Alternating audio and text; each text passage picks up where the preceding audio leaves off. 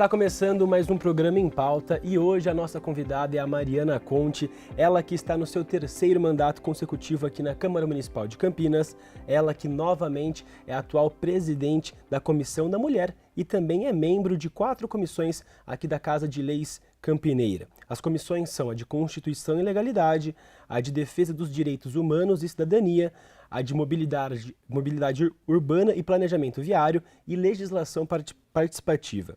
Até o dia dessa gravação, a vereadora protocolou neste ano de 2025 11 indicações, 15 requerimentos, 6 projetos de lei ordinária e 2 moções. Vereadora, muito obrigado pela disponibilidade da senhora de poder vir aqui participar do programa em pauta, viu? Para a gente começar, vereadora, como que a senhora avalia o seu trabalho no Legislativo até aqui? Nossa, essa é uma pergunta bem ampla, né? Bom, eu acho que nosso mandato, né, tem sido um mandato bem sucedido, né? Afinal, né, fui 2 vezes na cidade a mais votada e eu acho que isso diz respeito pelo fato de eu ser uma vereadora que me engajo nas lutas, né? Eu entendo que o papel do vereador é ser um porta-voz de bandeiras, necessidades e lutas sociais. E, sobretudo, eu entendo que nós não apenas ser porta-voz, vocalizar, ser a voz pública dessas lutas, mas ser também digamos assim, um impulsionador, né? Então, eu me sinto como uma vereadora que impulsiona a organização e as lutas sociais. Eu discordo de uma ideia de que as demandas, elas vêm para o mandato e o mandato é o solucionador de problemas. Porque eu acho que as grandes questões que a gente tem na sociedade, né, os grandes problemas, eles só são solucionados se tiver, de fato, o engajamento coletivo da sociedade, pressão, organização, mobilização. E o processo de mobilização é o que faz também a educação política. Então, para mim, as coisas só podem se mudar se as pessoas souberem como fazer política. E souberem que a política não é feita apenas pelos políticos, né? Os políticos, né? Aquela coisa bem distante. Então, eu acho que a gente, de alguma forma, aos trancos e barrancos, com acertos e, né, com dificuldades, mas eu acho que eu tenho conseguido fazer isso porque também eu entendo, eu acho que também uma das questões é que eu não tenho medo de pautar os temas e de enfrentar os temas, né? Como a gente enfrentou o negacionismo na pandemia, como a gente enfrentou o racismo, o machismo, a LGBTQIA+ fobia, como a gente enfrenta as políticas neoliberais, as privatizações. Então, são pautas que muitas vezes, acho que às vezes tem uma certa questão, né, de ter dedos, e eu acho que não precisa ter dedos, entendeu? Eu acho que a gente tem um programa que nós temos que defender. E as lutas pelas causas ambientais, melhorias na educação, na saúde, são temas presentes no seu trabalho, né, vereadora? Com certeza. Até porque a questão ambiental é a questão, talvez seja a questão mais séria do momento, né? É um tema que há muitos anos a ciência já vem falando, mas eu na minha opinião, a grande maioria da população e, sobretudo, aqueles que têm o poder de decisão, que têm o poder da caneta, não tomaram ainda, ou não estão dando o devida seriedade para a emergência climática. A emergência climática, o que aconteceu em Porto Alegre, o que tem acontecido em São Paulo, né? Em São Paulo, toda e qualquer chuva vira o caos. Nós, aqui em Campinas, seguimos os mesmos passos em termos de projeto de cidade do que em São Paulo.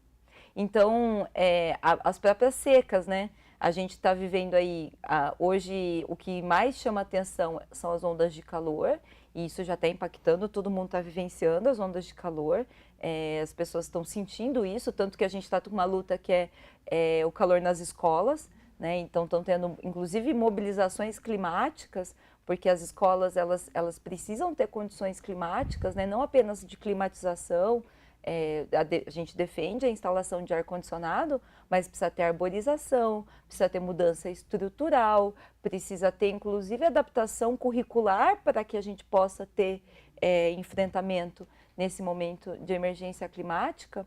Mas, então, a onda de calor é uma coisa muito sensível, as enchentes também, mas a gente eu acho que a gente precisa estar muito atento com relação à falta de água. Em 2015, São Paulo viveu uma crise hídrica.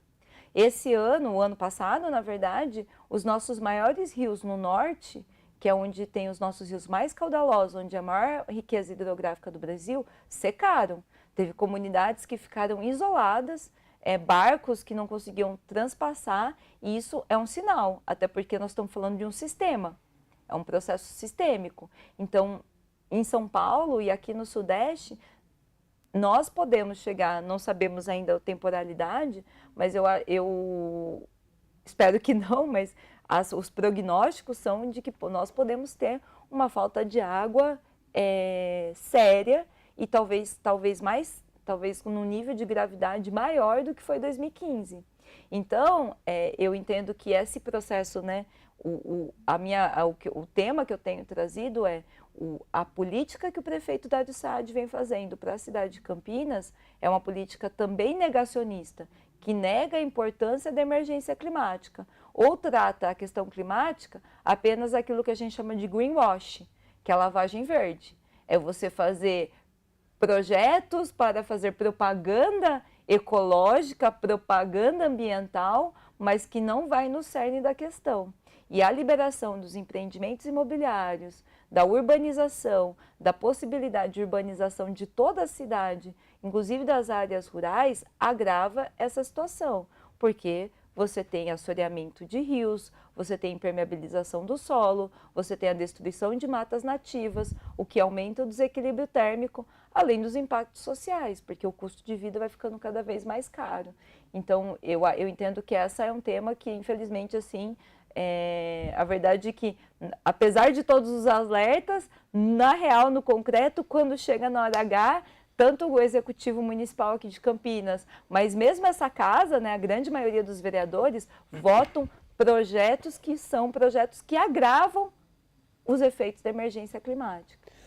Falando em projeto, a senhora protocolou o projeto 215 de 2024, que institui auxílio emergencial para as vítimas de eventos climáticos extremos aqui no município de Campinas, né, vereadora? Porque, na verdade, assim como na pandemia, os mais afetados pelos eventos são os mais pobres. Né? A pandemia foi isso, né? A pandemia ainda é um trauma na nossa vida, né? E a gente teve mais de 700 mil pessoas mortas na pandemia. E grande maioria das pessoas que morreram durante a pandemia morreram porque precisavam trabalhar. Então a gente defende, a Covid foi uma doença ocupacional, foi uma doença relacionada ao trabalho. Quem morreu, quem ficou com sequelas, foram as pessoas que não tinham condições econômicas, sociais de se protegerem. Então, é lógico, você tem exceções, mas no grande contingente foi isso. E na emergência climática também é a mesma coisa, porque onde que alaga? Onde que são as enchentes? Agora a gente está tendo enchentes no centro, porque a situação vai ficando cada vez mais grave, e Porto Alegre e São Paulo têm mostrado isso, mas onde são as regiões que geralmente as pessoas perdem suas casas, que inunda? São as áreas de ocupação, são as áreas periféricas, são áreas de baixada, que é onde as pessoas mais pobres moram, né? Então, eu entendo que é importante que a gente tenha auxílio emergencial para os afetados pelos eventos climáticos extremos e é importante ter políticas de mitigação. Apresentei, por exemplo, projeto para você ter espaços de climatização na cidade. Porque nessa onda de calor, quem que está passando pelo calor mais intenso? As pessoas que trabalham na rua, né? Ambulantes, carteiros, vendedores, pessoas que fazem qualquer tipo de... Porque tem muita gente que faz, que o trabalho está na rua. Né? Então, motoristas de aplicativo, motoboys e essas pessoas estão submetidas ao calor, com condições de respiração, né? A gente vai sentindo que a gente vai ficando mais cansado, respirando menos. E Campinas tem uma segregação territorial também, porque se você ver as áreas mais arborizadas, que são as áreas centrais, onde você ainda tem um parque, você tem uma mata. A Mata Santa Genebra tem um estudo mostrando que na Mata Santa Genebra, que é um dos maiores fragmentos urbanos de mata do nosso país, ela tem 8 graus a menos, a sensação térmica chega a cair 8 graus. Né? Então, Agora você vai para a região do Campo Grande, por exemplo. Aquela John Boy, né? Conforme você vai indo na John Boy para frente, você vai vendo que a sensação de calor é cada vez mais intensa. Os terminais do BRT, aquilo é forno, é um forninho. Você vai pegar um ônibus, você entra dentro de um forno para pegar um ônibus. E isso traz consequências do ponto de vista da sensação do cansaço, de doenças de pele, de doenças, aumento de AVC. Então, é uma sensação, é uma situação que afeta a todos, mas afeta de forma desigual. E, infelizmente, é novamente a população mais pobre que está mais sujeita a esses efeitos.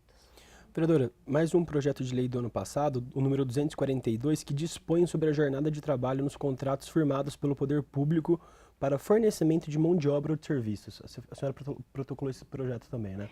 Na verdade, porque existe uma campanha nacional, né? Existe um projeto que foi apresentado pela bancada do PSOL do fim da jornada 6x1, e foi protagonizada pela deputada Erika Hilton e assinada por todos os parlamentares do PSOL.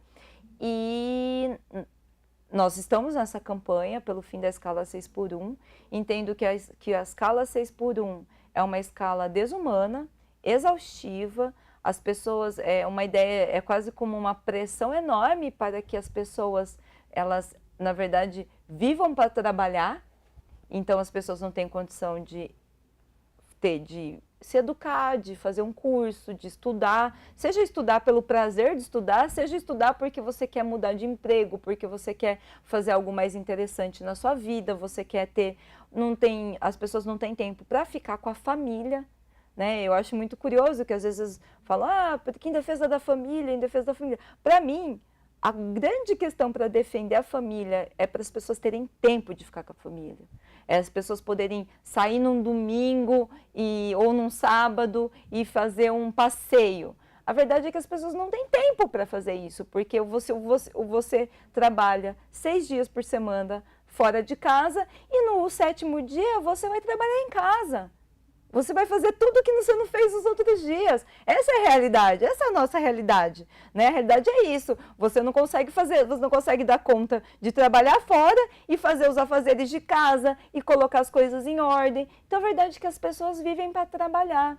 E o trabalho deveria ser o contrário, né? O trabalho é uma coisa importante na nossa vida, mas a gente deveria trabalhar como uma forma de buscar realizações e tudo mais, mas o trabalho deveria servir para que a gente pudesse ter realizações pessoais. Então, essa é o grande mote. E isso passa pela redução da jornada de trabalho. Nós precisamos reduzir a jornada de trabalho. Além de apoiar o movimento nacional, o que eu fiz aqui foi protocolar projetos de lei que, dentro dos limites da nossa atribuição, reduzam a jornada de trabalho nos contratos estabelecidos pela Prefeitura Municipal. Até porque a Prefeitura ela é o grande empregador da cidade, é o maior empregador da cidade, e ela pode dar o exemplo. Ela pode dar o exemplo. E em muitos países, assim, onde você teve redução da jornada de trabalho, porque é sempre que você fala de dar direitos para os trabalhadores, vem o pânico do cataclisma, né? Ai, tudo vai acabar, porque se você der direitos, vai ter uma crise. E todos os países em que isso aconteceu, muito pelo contrário, você reduziu o número de adoecimento mental, reduz custo para a sociedade, já que a ideia né, tem um povo que é neoliberal, que é maluco pelo custo, né? Então, assim, você reduziu o custo de atendimento em saúde, você, inclusive, aumentou a produtividade, porque as pessoas, o trabalho, ele ganha uma outra significado e uma outra dimensão. Então, a ideia é isso, assim, é que a prefeitura deu exemplo e que a maior empregadora da cidade tem uma redução da jornada 6x1 e para que as pessoas possam ter tempo para passear, para fazer um turismo, para fazer um churrasco, ou só para ficar em casa, deitada, assistindo televisão. Eu acho que as pessoas precisam ter o direito ao ócio, sabe? Porque isso é uma condição humana. a gente precisa reconhecer a humanidade nas pessoas. As pessoas precisam ter o direito ao ócio, né? E no caso das mulheres é pior ainda, porque as mulheres acumulam dupla, tripla jornada. Em grande medida, as mulheres são as maiores responsáveis pelo cuidado da casa, dos doentes, da família. Então, assim, não é à toa que, até acho que você vai comentar sobre a questão da Comissão da Mulher, mas nós estamos trabalhando na questão um dado que é muito grave, né? Que aqui em Campinas, o número de mulheres que se suicidaram, sobretudo mulheres jovens, na faixa etária até 30 anos, ultrapassa as notificações de suicídio, ultrapassa as notificações de violência. Então, o maior tipo de violência contra a mulher, para as mulheres jovens, são a violência contra si mesmo. Isso é um indício de que existe um processo de adoecimento mental intenso, sério. Eu tenho falado sobre isso porque são dados que precisam ser publicizados, são dados que são subnotificados, que têm problemas de quantificação, mas são indícios. Ou seja, nós estamos tendo um processo em massa de adoecimento mental. E as pessoas estão se matando. Então, nós precisamos, e todas as pesquisas e os diálogos que nós temos com o conjunto, né, a redução da jornada de trabalho, ela é fundamental para que você tenha a defesa da saúde mental. A senhora citou da questão da Comissão da Mulher, né? Que mais uma vez a senhora vai presidir, né? A Comissão da Mulher. Qual que é a expectativa para os trabalhos desse próximo biênio que a gente entrou aqui, vereadora? Olha, nós estamos trabalhando essa questão da saúde mental e a questão dos suicídios. Isso é muito sério. Isso está ligado à questão da redução da jornada de trabalho, das melhorias das condições de trabalho, contra o assédio moral, que também é um tema muito delicado, muito difícil de trabalhar, não é fácil. A gente está falando só de tema espinhoso, que é muito difícil de trabalhar, mas que eu acho que a gente precisa tirar o véu da hipocrisia e trazer à tona, sabe? Às vezes eu acho que o nosso primeiro papel é trazer à tona esses temas. Então, nós estamos também a pauta da questão da violência, que também aqui em Campinas, as regiões onde mais aumentaram os casos de violência contra as mulheres, lembrando que a principal violência contra as mulheres acontece dentro de casa, são pessoas da família, são agressores que têm relações íntimas com as mulheres, o autor de violência geralmente tem uma relação íntima com a mulher, e a região que mais tem casos de violência é a região sul, que é a região mais periférica, a região mais racializada, é uma região onde as pessoas têm trabalhos mais precários. Eu estou convencida, porque até pelo que eu tenho conversado com os movimentos, um dos mecanismos de perpetuação da violência é a violência patrimonial. O agressor, o autor de violência, ele utiliza essa relação íntima e partilha de contas de bens para tomar conta dos bens da mulher e dessa forma se submetê-la a uma relação de muita fragilidade. Então, por exemplo, você ter o auxílio, uma ampliação do auxílio para auxílio moradia para as mulheres que estão em situação de violência, ela é fundamental. Muitas vezes se fala da casa-abrigo. A casa-abrigo é uma casa que é uma política importante, mas é voltado para as mulheres que estão correndo risco de vida. Muitas mulheres não querem ser abrigadas, né? Porque elas falam que assim, ele que está cometendo a violência, eu que vou ser presa? Eu que vou ter que sair da minha casa? Eu que vou ser, né? Então, é uma situação delicada. Então, isso a gente tem um projeto dessa natureza também, né? Eu apresentei um projeto dessa natureza para que você tenha auxílio econômico para as mulheres que estão em situação de violência. E o dado de que a região sul, que é a região que mais precária, né? Com relações de trabalho mais precária, onde concentra a maior parte da pobreza, dos pobres do nosso município, é a região onde mais está acontecendo violência, isso significa que nós vamos ter que fazer uma política intersetorial, seja do atendimento, da ampliação do atendimento, do acolhimento, da orientação, via SEAMO, que hoje funciona na Casa da Mulher Campineira. Então, nós precisamos de equipe, porque política pública se faz com pessoas, né? E assim, a Prefeitura, Dário Saad, tem feito um processo de simplesmente enxugar o quadro de funcionários. Então, também a questão da violência passa pela ampliação da equipe de funcionários, mas você precisa, de fato, a gente precisa ter, de fato, uma política para dar suporte econômico e financeiro para essas mulheres. E o legal desse ano da Comissão da Mulher é que todos os membros são mulheres, né, vereadora? Sim, as membras. Sim, pela primeira vez nós temos, porque nós temos um recorde de mulheres nessa casa, né? No primeiro legislatura eu era a única mulher, depois nós tivemos um recorde, 4, e agora temos um novo recorde, 5 mulheres, o que mostra que a gente está, ainda que a passos lentos, ainda que com idas e vindas, nós temos avançado do ponto de vista da representação feminina. E neste biênio você também vai comandar uma nova frente parlamentar de enfrentamento às violências relacionadas ao trabalho? Sim, essa frente parlamentar é uma parceria que a gente tem feito com o Instituto Walter Lezer e com o Sereste e com a Fundacentro, que são entidades que estão ligadas, desenvolvem pesquisa, trabalhos e políticas públicas voltadas para a saúde do trabalhador. Existe uma discussão nacional sendo realizada do trabalho quanto direito humano, e isso passa, inclusive, por você ter...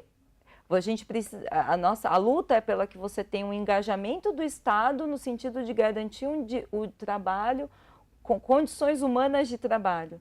Parece uma coisa meio óbvia, mas nós estamos num patamar em que nós precisamos defender condições humanas de trabalho, porque tanto que a gente está falando, né? Quer dizer, a questão do assédio, a intensidade do trabalho, o assédio moral e o assédio sexual, e que não é só relações interpessoais.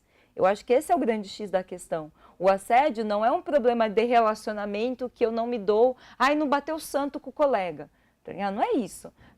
A questão é que você tem mecanismos gerenciais de trabalho, de gestão, que pressionam e incentivam a concorrência, a desunião, a geração de metas e resultados que colocam e criam ambientes em que você tem o assédio instituído, né? Então, essa que é a nossa luta. Recentemente teve uma NR do Ministério do Trabalho estabelecendo que é responsabilidade das próprias empresas garantirem condições de saúde mental no trabalho, o que já é um indício também dessa questão do adoecimento mental relacionado ao trabalho. Isso tem cada vez mais aparecido. Então, a nossa ideia na frente parlamentar é a gente desenvolver políticas para garantir que o combate institucional ao assédio. Como que nós fizemos isso, né? O assédio ou mesmo o adoecimento mental.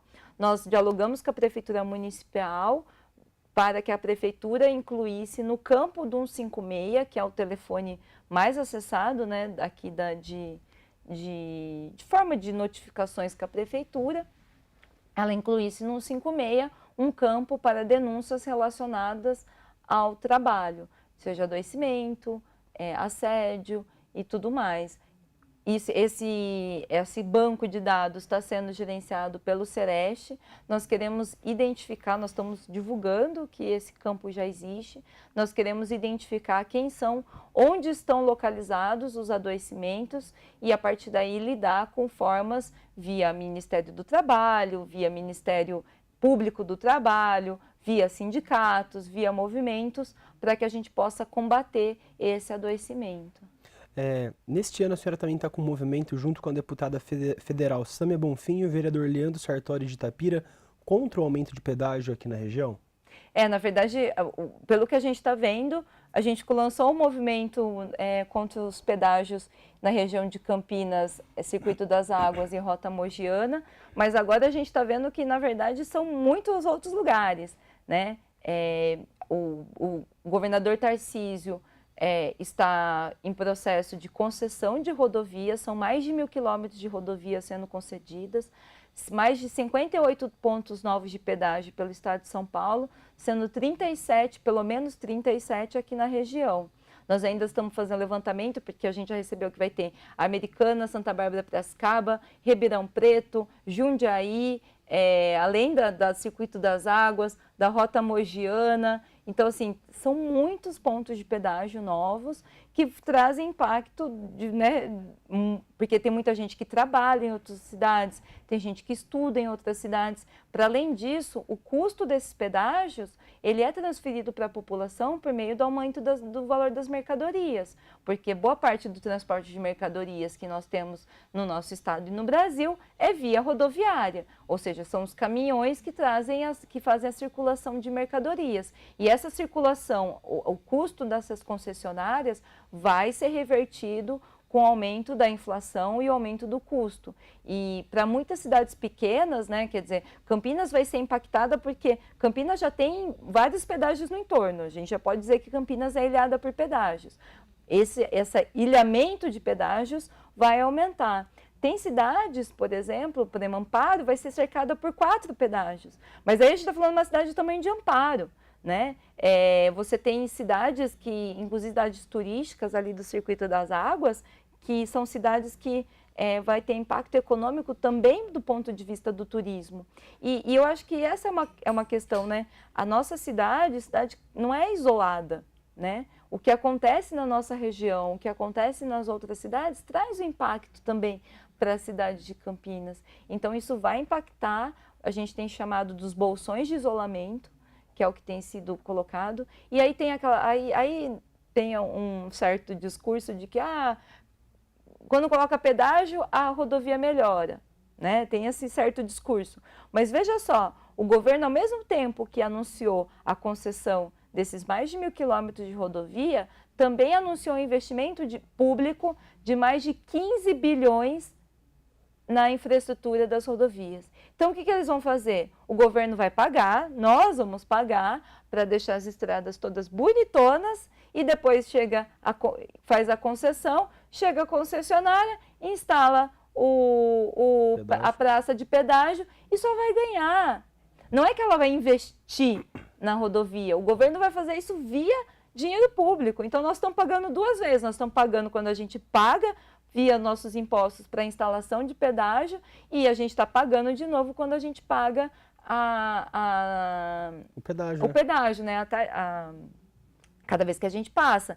Então, eu com a deputada Sâmia Bonfim, com o Leandro Sartori, a gente lançou esse movimento, nós estamos entrando em contato, tem assim, gente do estado de São Paulo inteiro, nós estamos entrando, movendo ações, representações do Ministério Público, estamos fazendo pressão, vamos fazer plenárias regionais, nós estamos nesse movimento para barrar essas concessões de pedágio e assim, é uma política de terceirização, de privatização e que vai aumentar muito o custo de vida, porque cada mercadoria que você compra está embutida o preço do pedágio. Vereadora, agora falando sobre as emendas impositivas para o orçamento de 2025, né? A senhora destinou R$398 mil para a Secretaria Municipal de Educação para aquisição de equipamentos de ar-condicionado para as creches e escolas no município? Sim, isso está relacionado também à questão da emergência climática, né? A gente precisa de climatização. Eu tenho até feito uma discussão agora sobre a questão da segurança, porque o ar-condicionado precisa ser instalado com segurança, prevendo manutenção. Então, esse é um elemento importante. Porque a climatização ela é fundamental para que as nossas crianças e adolescentes tenham condição de ter uma educação de qualidade. É um requisito básico, mas ele não é suficiente. Além da climatização por ar-condicionado, nós estamos defendendo arborização, mudança estrutural, quer dizer, você precisa ter a arquitetura precisa estar adequada, você precisa ter parques, árvores, enfim, tudo isso, mas também parte das nossas emendas foi exatamente para a aquisição desses ar-condicionados. Também teve para a Fundação José Pedro de Oliveira R$ 200 mil para aquisição de materiais e custeio de ações de recuperação ambiental em áreas públicas degradadas. Sim, que é a Fundação José Pedro de Oliveira que faz a gestão da Mata Santa Genebra, que foi exatamente aquela mata que eu disse que cai, que a temperatura cai até 8 graus e é uma área de uma biodiversidade muito grande, né? Tem animais silvestres e tudo mais. E a gente precisa manter, proteger, até porque é uma região que está na mira da especulação imobiliária. Uma outra emenda que a senhora fez foi a destinação de 100 mil para o gabinete do prefeito para aquisição de drone para a Defesa Civil. Essa destinação entra em relação à questão do combate à dengue? Na verdade, é o combate aos incêndios. A Defesa Civil, ela tem vários papéis, ela faz o papel, por exemplo, quando você tem um desastre como uma enchente, por exemplo, é a primeira a ser acionada, mas e o drone também deve servir para isso, mas nossa preocupação foi principalmente a questão dos incêndios, porque se a gente teve graves incêndios o ano passado e eu pude acompanhar de perto, fui lá junto com a Brigada Cachorro do Mato, que é uma brigada popular que tem feito o processo de combate de incêndio mesmo, né, fazendo combate físico, né, dos incêndios, com todo o treinamento. Recentemente fui junto com a deputada Sâmia Bonfim, porque a deputada atribuiu emendas para que a brigada adquirisse equipamentos, né, e isso é importante. Infelizmente, a prefeitura, ao invés de colaborar com a brigada que tem feito combate aos incêndios na nossa cidade, fez um processo de perseguição da brigada. Então, na verdade, é a preocupação de que, se os incêndios do ano passado foram sérios, podemos prever que a partir de junho, que é o momento onde você tem uma queda na umidade, que você tem um momento de seca, nós podemos prever incêndios mais sérios esse ano, por conta da emergência climática. Muitas vezes os eventos que acontecem em outros lugares devem servir de alerta. Pense o que aconteceu em Los Angeles, nos Estados Unidos, né? Então, o que aconteceu em Los Angeles, nos Estados Unidos, é um alerta para o que pode acontecer. Nós já tivemos aqui no estado de São Paulo um processo que a gente debate e discute que não foi incêndios naturais, foram incêndios provocados, que está ligado a uma disputa política e econômica ligada ao agronegócio aqui no estado de São Paulo. Mas essa a aquisição de drones para a Defesa Civil de Campinas, nós já tínhamos, no ano passado, eu e o vereador Paulo Búfalo, nós atribuímos também emendas para a aquisição de equipamentos de monitoramento na Defesa Civil, e agora, esse ano, para a aquisição de drones, que é uma forma importante de fazer o controle, fazer o monitoramento, inclusive coibir incêndios criminosos, porque me parece que existe um senso de oportunismo. Quando é lucrativo você acabar com a vegetação, porque quando você tem uma vegetação, uma mata nativa, uma mata no seu terreno, você tem uma série de responsabilidades ambientais. Me parece que quando você tem um incentivo ao agronegócio, um incentivo econômico à produção desenfreada de produtos para exportação e tudo mais, você acaba incentivando esses incêndios criminosos, porque quando você tem uma mata nativa, você tem responsabilidades ambientais. Se você tem condições climáticas em que o fogo está se alastrando e está tudo pegando fogo, o que se está fazendo é colocando de forma criminosa, provocando incêndios criminosos para destruir a vegetação e, posteriormente, você acabar com a responsabilidade ambiental que aquela vegetação implica, né? Então, também isso está relacionado à própria forma como a economia agrária e agrícola aqui no estado de São Paulo tem se apresentado, né? Tanto que a deputada Sâmia Bonfim apresentou um projeto que eu achei muito importante, que é proibição de vender terras que fossem terras em que você tivesse tido destruição de matas por conta dos incêndios. Isso é uma forma de coibir economicamente os incêndios criminosos. Vereadora, ainda nas emendas impositivas, para o Fundo Municipal de Saúde, temos 3 destinações no valor de R$600 mil para aquisição de bens materiais destinados ao centro de saúde, custeio de materiais e insumos para utilização no centro de saúde e aquisição de mobiliário e equipamentos para o centro de saúde. Eu tomei uma decisão que eu acho que é a coisa mais prudente e mais cidadã a ser feita, que é destinar todas as emendas parlamentares para os equipamentos públicos. Eu tenho uma crítica em relação a essa questão das emendas parlamentares, né? Porque eu entendo que as emendas parlamentares, elas, embora a gente sabe que o orçamento, historicamente o orçamento de Campinas, ele sempre foi muito enrijecido, porque é muito difícil para nós, vereadores, conseguirmos aprovar qualquer emenda ao orçamento, porque existe aí um controle absoluto do governo, da prefeitura, sobre o orçamento municipal. E eu sempre fiz uma série de críticas à forma de tramitação do orçamento municipal. Quando foi aprovadas as emendas parlamentares, supostamente parecia que isso ia flexibilizar, ia tornar mais fácil, né, a gente influenciar sobre a política voltada, né, de distribuição do orçamento, mas o que eu entendo é que, em alguma medida, essas emendas parlamentares, elas não estão sendo utilizadas de forma a garantir uma política pública, uma necessidade pública a partir dos critérios estabelecidos pela política pública, mas sim por relações políticas dos próprios parlamentares, né? E aí, assim, quando a destinação de orçamento, ela não passa pelas necessidades da público, mas sim pela estratégia eleitoral e política dos parlamentares, isso tem uma série de desvios, posso ser mal interpretada, mas de distorções. Talvez desvios, mas vou falar aqui de distorções.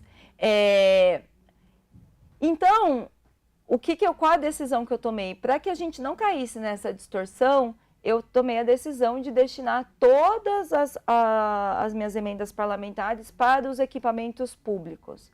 Porque o equipamento público, ele tem critérios estabelecidos, ele tem um atendimento universal, né? Então, você fortalecer o equipamento público é você fortalecer o atendimento universal, independentemente de relação política, independentemente da renda. Então, eu tenho atribuído a boa parte das emendas para os equipamentos públicos e, sobretudo, para os centros de saúde, as unidades básicas, que é a política mais inteligente. O SUS...